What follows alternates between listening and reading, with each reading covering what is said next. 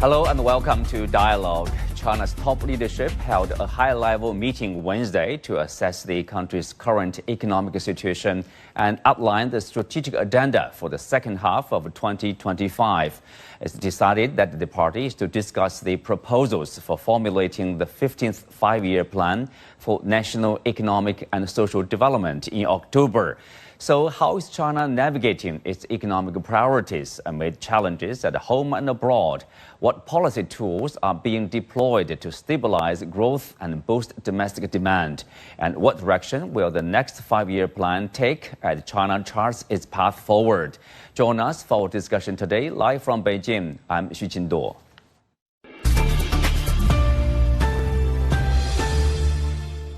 Joining me now are Professor Jun Qian, Executive Dean of the International School of Finance at Fudan University, David Mahon, Executive Chairman of Mahon China Investment Management, and Warwick Powell, Senior Fellow at the Taihe Institute.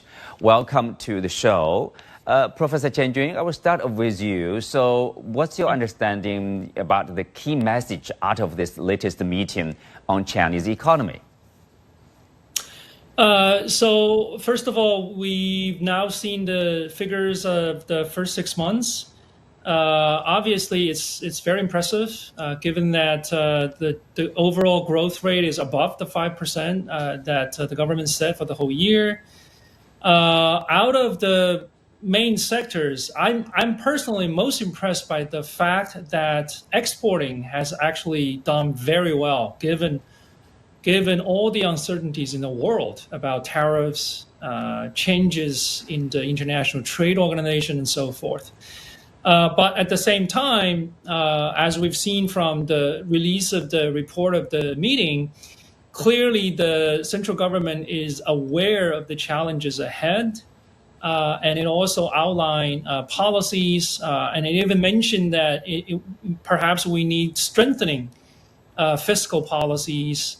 And of course, there are a number of other policies that are needed to face the uncertainties. But overall, from the meeting and also from the release of the stats, I'm confident that we will be able to reach the goal set for the whole year, which is a top line figure is 5% growth in GDP. So for the purpose of completing or achieving the target of around 5%, this is the goal set by the party. And David, the meeting noted, quote, more proactive fiscal policies and moderately loose monetary policies should be implemented to fully release policy effects. Here, it is very rich in its content. Obviously, it touches upon this fiscal policy, monetary policy should be implemented, proactive fiscal policy, moderately loose monetary policy. So the message is like there will be stronger fiscal and monetary policy support for economic growth for the next half? There should be, and it has been a trend that they have been experimenting carefully, but with looser fiscal and monetary policy anyway. The other area is investment. Also, the credit culture has changed. It is now clear that the private sector is doing better in terms of access to bank loans and more support. But I think one thing which we often do at a time like this is we look at the government pronouncements, which are very important to understand what the priorities are and what the macro influences will be. But as much as China is a very centralized political and social governed country, it's not the same economically. It's actually quite a loose, interactive structure with microeconomies of provinces, cities, counties. They're all interpreting policy differently. They're all working very much for their own growth and their own balance. And interestingly, if we look at the success of the first 6 months of this year, the private sector indicators are some of the most interesting. They show real recovery, more than we possibly could have hoped for even in the first few months of this year. So the situation is quite interesting. As Professor Qian has noted, the exports do also exceed expectation. However, I think a lot of that is exporters and importers using the interludes in this whole trade war scenario to get goods into warehouses. So some of this might be in terms of people building inventory, and perhaps the export scenario won't hold in the same way through the year. I still think the growth of exports outside of the US are now clearly significant enough that we're in pretty safe territory. Warwick, the purpose seems to be like the stress, or rather, fiscal policy, monetary policy should be implemented to fully release policy effects. So the government is looking at the desired effects of the policies, in what way probably we are going to achieve the full effects of those policies. Obviously, when the ultimate goal is economic growth, right? Look, the ultimate goal is a combination of growth plus real wages growth, household growth, social stability, as well as economic and system resilience going forward, particularly in light of the significant external risks that not only China's economy faces, but indeed the global economy faces as a result of the capricious decision-making and the erratic decision-making of the administration in Washington. So the decisions concerning, or at least the guidance concerning fiscal stimulus and looser monetary policy is really a continuation of, as David mentioned, a series of steps taken already over the last 6 to 9 months to begin to increase system liquidity. And increasing system liquidity is the fundamental macro ingredient necessary to activate the circulation of the domestic economic system and ultimately also drive the external circulatory system as well. So this is the key thing to understand, that we have a combination of particularly fiscal interventions through very targeted measures, and more will come, as well as a growth in the rate of expansion of private credit. And over the course of the last 12 months, we've seen private credit grow by almost 9%, which is a very significant and healthy sign that enterprises are working towards and anticipating ongoing market opportunities and growing demands that need to be met. Qian Jun, in a newly published article, Chinese Finance Minister Lau Fudan said the central government would accelerate fiscal spending, including the issuance and deployment of ultra-long-term treasury bonds and special purpose local government bonds. And this recent meeting, of course, stressed that the issuance and the use of government bonds should be accelerated to improve the efficiency of fund utilization. What does it mean when it comes to the efficiency of a fund utilization here? So, as we know that, as both guests mentioned, the current round of stimulus actually started in September of last year.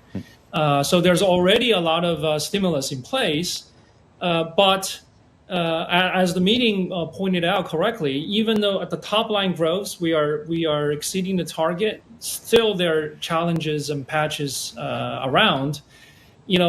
For example, for consumption, while there is growth in the total amount, if you look at a figure like CPI in the first 6 months, virtually the CPI hasn't changed, which signals that the total aggregate demand within China is still on the recovery side. Also, the meeting mentioned that we need to keep working hard to resolve these financial risks. And two sectors that we've been talking about over the last 2 years has been real estate, local government debt. If you look at real estate, certainly places like Shanghai has done actually quite well. If you look at the new housing market and secondary housing market, we both seen clear signs of recovery. But other cities, clearly they're still in the process of bottoming out. And for local government debt, I think we're still in the process of exposing troubled projects, and those government sectors, local government sectors, are still in debt. So certainly the demand for better use of funds, right? So the total funds is out there. We certainly need more, but I certainly agree wholeheartedly with Minister Lan that we need to do a better job. For example, in terms of the housing market, we need to be more accurately target those firms and sectors and cities that need more help. And the same thing with the local government debt and local government projects. Not all troubled projects need to be salvaged. Some projects without a positive outlook in the future should perhaps be liquidated rather than be saved.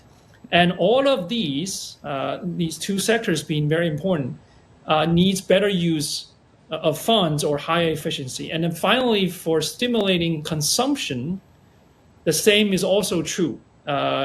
Because if you look at consumption by different groups, clearly there are groups that don't need any help, but clearly there are groups of people in the cities and in the countryside that need more stimulus on the fiscal side. Mm-hmm. And again, all of this require more efficient use of the funds. Yeah, efficient use of the fund.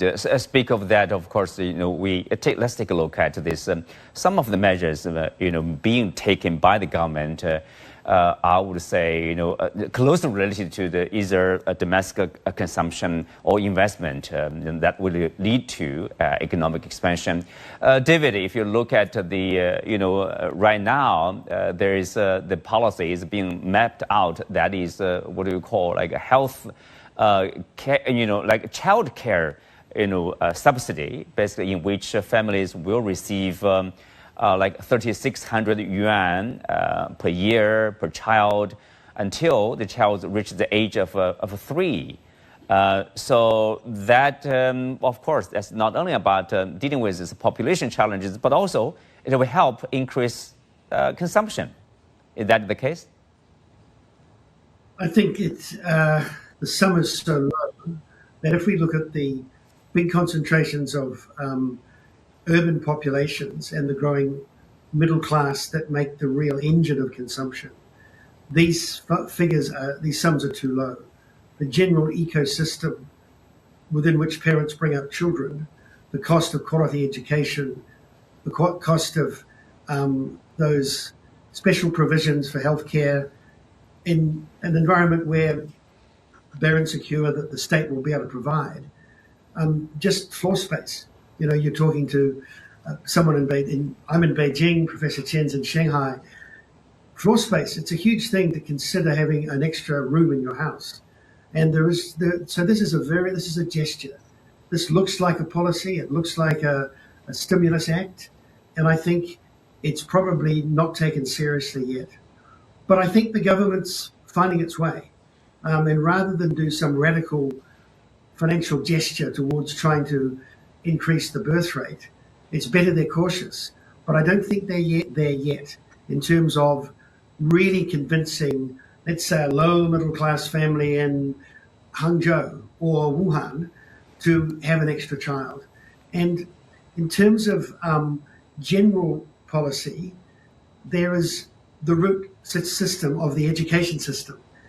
We have a number of graduates who have been advised, guided into the wrong types of degrees. They've got good degrees, but they're struggling to find work. So there are a lot of aspects to affecting the demographics of China and motivating people. And I think if they began, I think the health system is fine. It needs to be expanded a little to some extent.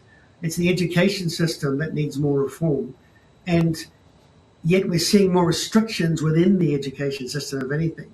So I think there are a lot of aspects to this. This sum of money on its own won't make a big difference. Mm-hmm. Well, the population is a big topic there.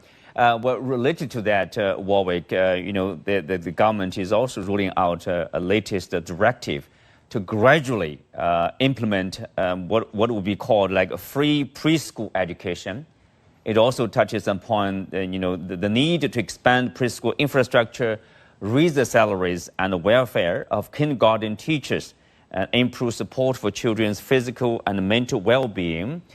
That is also dealing with, of course, you can call like education challenges for parents. Is also about supportive measures, to increase birth rate, and also, of course, that's about the spending. Yeah, look, it is, and I think it is symptomatic of a turn towards a focus on boosting what I would call the foundational economy. Many observers of China have noted the tremendous developments in the high-tech arenas, in manufacturing, in telecommunications and digital systems, of course in robotics and artificial intelligence.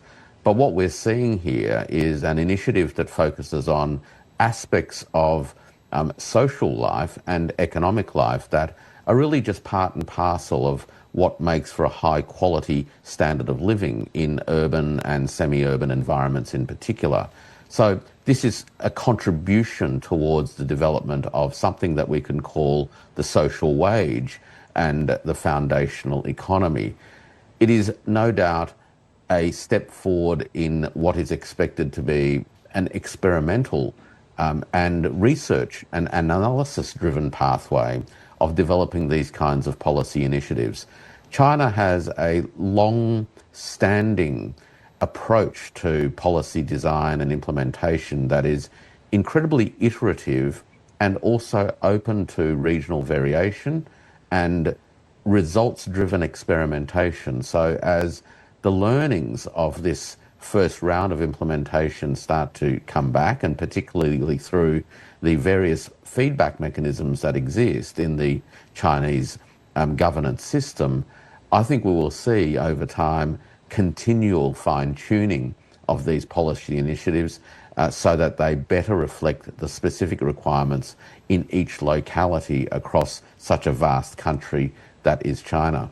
Well, Chen Jun, if you look at the meeting, it points out that it is essential to effectively release the potential of domestic demand, deeply implement special actions to boost consumption and expand commodity consumption while incubating new growth points for service consumption.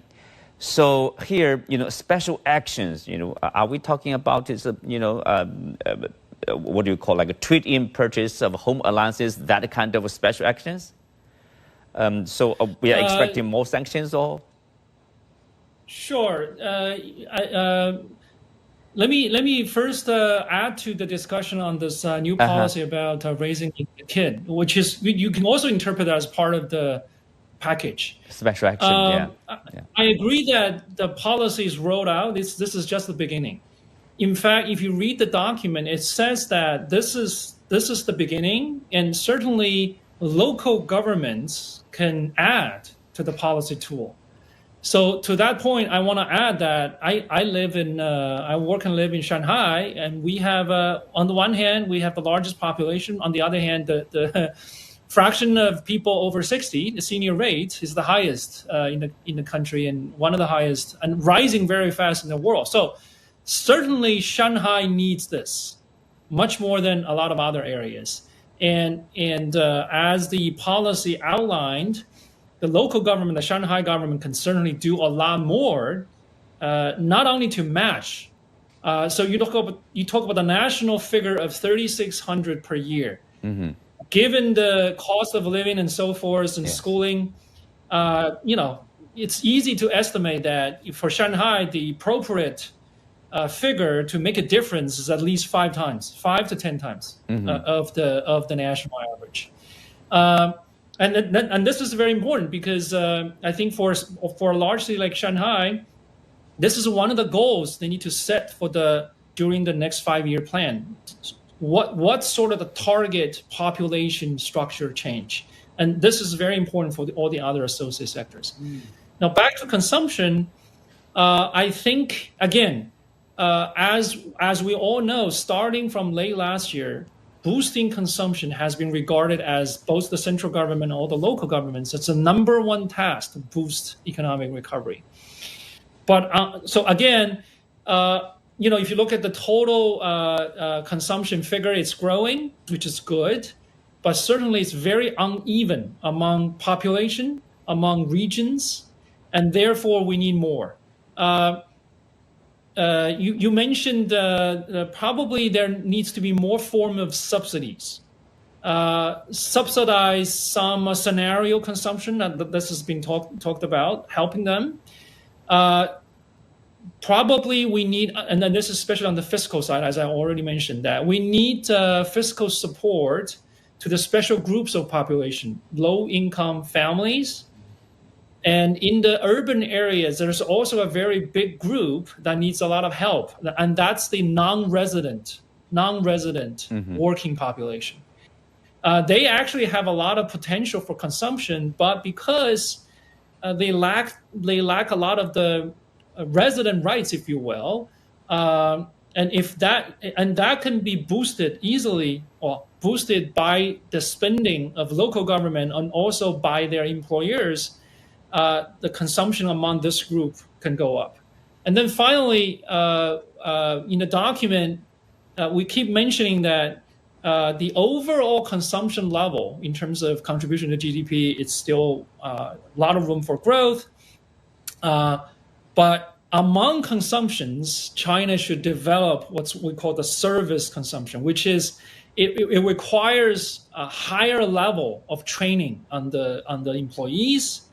It requires services like financial services, legal services. So it's beyond the basic consumption, and this is the area that if we put in more investment, if we strengthening the social safety net, perhaps we'll see an effect. Yeah, well, adding to that, Warwick, there is of course the construction of what we know as the world's largest hydropower dam along the Yalongzang River. So that's about like a 1.2 trillion yuan investment for a project that will last for 10 years. So that's, you can, in a sense, a stimulus also that will add to the country's security and security of energy and clean energy in a sense, right? So that, of course, some say will add to the growth of GDP, 0.1 or 0.3% there. It's also a big move there. Yeah, look, it's actually a very important feature to understand as to the way that the Chinese economy is evolving. The basic trajectory of the Chinese economy is actually one that is shifting in a very clear direction towards greater energy sovereignty, so energy security, as well as moving up the energy efficiency curve. And I specifically mean by that what economists would call the energy return on energy invested. So that's the amount of energy that you make available for a given amount of energy that you commit to do that particular activity. And large-scale projects like hydro projects have the potential to have incredibly high energy return on energy invested rates. This is important because this is actually the foundations of raising living standards and providing the impetus that is actually needed to drive sustained household consumption growth. Let's not forget that household consumption growth can only occur when real wages are growing. So household incomes must grow, and household incomes come from increased investment. So we must take a systematic approach to understanding this question of consumption. The other feature, of course, of consumption is the question of the proportion of a household's growing income that is held in savings or spent. And what we've seen in China is actually a relatively stable rate of savings, but growing real consumption. So in this half year just gone, China has seen real retail consumption growth of over 5%. We've seen over the last few years a growing role for consumption as a driver of gross domestic product, with consumption now being over 50% of GDP growth. So the structural changes that are taking place are already in motion, and it's underpinned by strategic investments over the last 10 or 15 years in moving in this energy efficient direction, plus also the investments that have been made in educating a workforce that can actually carry out the high value roles that deliver the higher income. So China is taking a very holistic approach to tackling these interrelated challenges and also to release the potential within the economy and to enable the economic system to circulate faster and more efficiently. Well, of course, for the next half and also for the next 5 years, we know the fourth plenary session of the 20th CPC Central Committee will be held this October, focusing on the formulating of the next 5-year or the 15th 5-year plan for the national economic and social development. So, David, what's at stake in this planning circle? It's interesting. I think the quality of policy in the last 9-10 months is such that this won't be a meeting of surprises. It'll be a meeting of confirmation of trend. And one of the big criticisms, and it was very valid, of policy and government decision making in 2023 and last year was that it was too slow, and initiatives were not spaced. They're too spaced apart. There wasn't the kind of rhythm of good policy, connected policy. That's changed. This year's seen that issue really resolved. So we're not expecting surprises. We're expecting confirmation of a current position that I think has been discussed tonight is quite clear. The thing that's really interesting is that the one factor that everyone was afraid of, both inside China and outside China, was the impact of Washington's trade war with everybody policy. And the fact that government has been unique in its avoiding reaction. It's the Tai Chi approach of remaining vigilant, passive and ready, but not doing anything. Letting America do its deals. I mean, it's absurd that we've been told there is a deal with Europe when Ursula von der Leyen essentially verbally agreed to something with Donald Trump. There's nothing in writing. And she's got to go back to her members of the EU and get every state's approval. There are no deals out there. All these things are just bragging and moments for television. So China's watching this through a period when we would have expected by now some very punitive issues in terms of China's supplies, imports, critical imports, a lot of tariffs on Chinese goods, and it really hasn't happened in the way that people feared.